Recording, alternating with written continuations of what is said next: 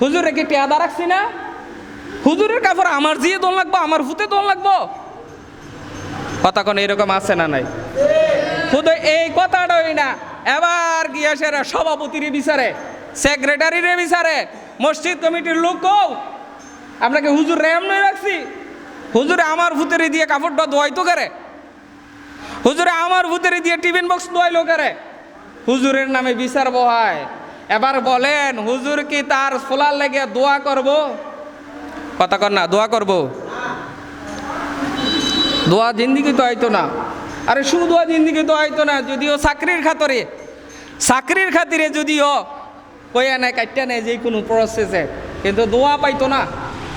দোয়া যদি নিতে হয় ওস্তাদের খেদমত করা লাগবো, কথা কন ঠিক কিনা? আমরা আজকে ওস্তাদের খেদমত করার কারণে আল্লাহ আমরা ওস্তাদ বানাইছে।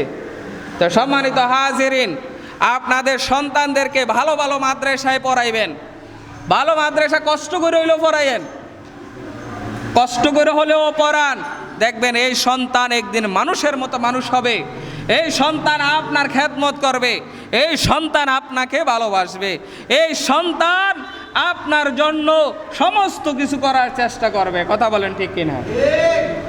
আরে আমরা তো দেখছি MA পাস করছে, ডিগ্রি পাস করছে, ডক্টরেট করছে, ঘরের ভিতরে মা বাবার খাওয়ার নাই, এরকম আছে না নাই? মা বাবার জায়গা হয় না, বৃদ্ধাশ্রমে গিয়ে মা বাবার জায়গা হয়, মা বাবার জায়গা হয় বৃদ্ধাশ্রমে।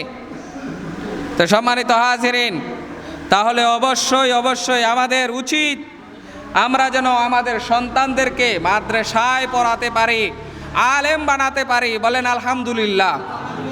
আরও একটা বিষয় শুনেন, আমাদের জিনিসগুলো আল্লাহর রাস্তায় খরচ করতে হবে। এই যে ঘন কুয়াশা চলতেছে, অনেক কথা বলার দরকার। এই ঘন কুয়াশার মধ্যে আমাদের দরকার ছিল, আমরার গ্রামে কার বাচ্চার শরীরের মধ্যে শীতের পোশাক নাই? ঠিক না? ঠিক না? কার ঘরের মধ্যে কম্বল নাই? দেখা গেছে বিদেশে 5 বার আইসে গেছে, প্রতিবার ওই 2টা করে কম্বল আনছে, ঘরের ভিতরে কম্বল হইছে 10টা। কয়টা? 10টা কম্বল হইছে। একটা কম্বলও কি একটা গরিব মানুষের দেওয়া যায় না? আল্লাহ তাআলা তো বলছে তোমার প্রিয় বস্তু আল্লাহর রাস্তায় দান করো। আরে বিভিন্ন মসজিদের ইমাম সাহেবেরা একটা কম্বল পায় না। আমি তো বাড়িতে থাকি, বিভিন্ন মসজিদের ইমাম সাহেবেরা একটা ভালো তোষক পায় না। ওই যে মসজিদ করছিল সেই সময় যে একটা ল্যাব আর একটা তোষক বানাইছে, এই তোষকটা দিয়ে আজকে 20 বছর হয়েছে অনো চলে।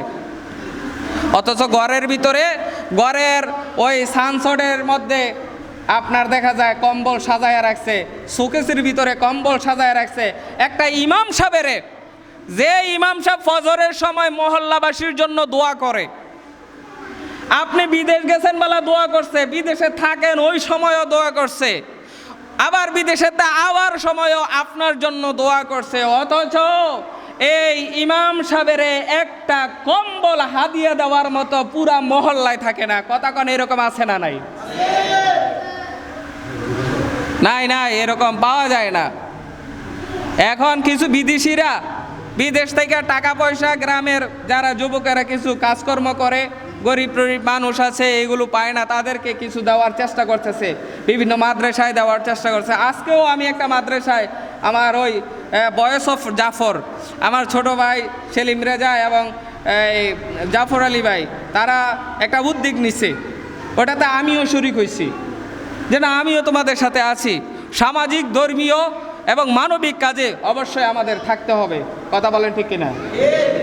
গিয়েছি, ওখানে দিয়েছি, দেওয়ার চেষ্টা করেছি। হ্যাঁ, আল্লাহ নবী সাল্লাল্লাহু আলাইহি সাল্লাম হাদিস শরীফের মধ্যে ইরশাদ করেছেন, এই হাদিসটা বলে শেষ করছি, শুনেন। ওয়ান ইবনে আব্বাস রাদিয়াল্লাহু তাআলা আনহু কল, হযরত ইবনে আব্বাস রাদিয়াল্লাহু তাআলা আনহু হাদিস বর্ণনা করেন, কলা, তিনি বলেন, সামিতু, আমি শুনেছি, রাসূলুল্লাহ সাল্লাল্লাহু আলাইহি সাল্লাম, রাসূল আকরাম সাল্লাল্লাহু আলাইহি সাল্লাম বলেন, ইয়াকুলু মা মিন মুসলিমিন কাসা মুসলিমান সাওবান ইল্লা কানা ফি হিফযিন মিনাল্লাহি মা দামা আলাইহি মিনহু খিরকাতুন।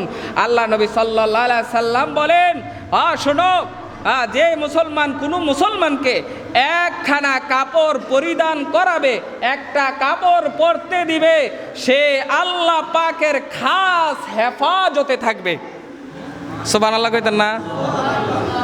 কি বলছে যে কোনো মুসলমান যদি কোনো গরিব মুসলমানকে একটা কাপড়, এই যে শীতের মধ্যে বহু জায়গায় শীতের কাপড় মানুষ পরতে পারে না, কিন্তু আপনার ঘরে গত বারেরও আছে, এর আগের বারও জ্যাকেট কিনছেন, ওইটাও আছে, আরও আছে, অথচ গরিব একটা মানুষের, একটা বাচ্চারে আপনি একটা কাপড় দিতে পারেন না। আল্লাহর নবী বলেন যদি ওই কাপড়টাও দিয়া দাও তাইলে আল্লাহ তাআলা তোমাকে হেফাজত করে রাখবে।